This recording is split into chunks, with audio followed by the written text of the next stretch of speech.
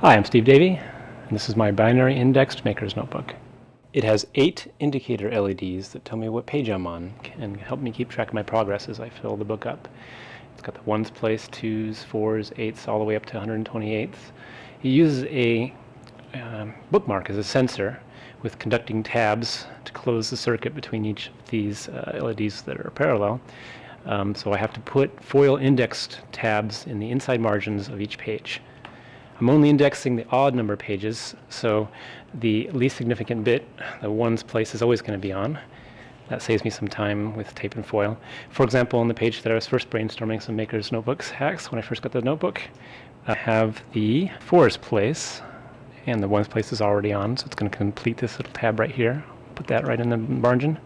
Take a look, and you can see I was breaking some LEDs, so this is a very, very faint LED right here. But we have 1 plus 4 equals 5.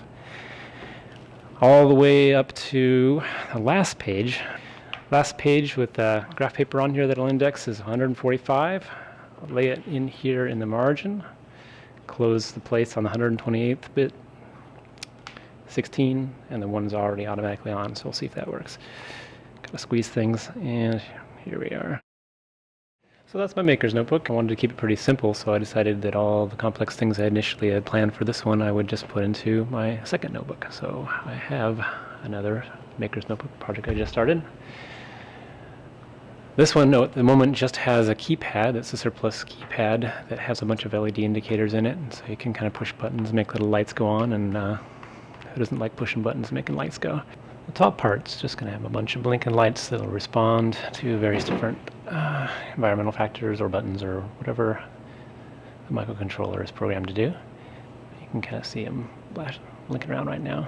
And then there's a really handy flat speaker up here. Inside, nothing too high-tech is going on at all. Just a couple batteries, a bunch of jumpers, foil tape, and the output leads of these handy membrane keyboards.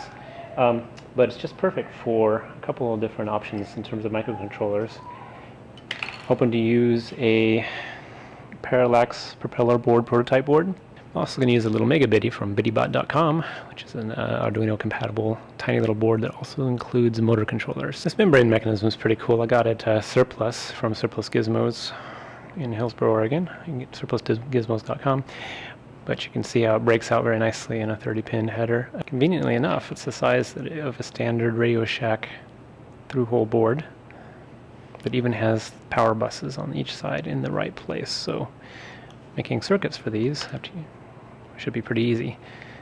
They're adhesive, and you can peel off this surface right here, as I did, to either put your own graphics on or to keep it clear, which is I kind of like that look. So those are two of my personal Maker's Notebooks, but I think they're nowhere near as cool as what my students have been up to. I'm just going to give you one little example. Ta-da. So stay tuned for documentation on this guy.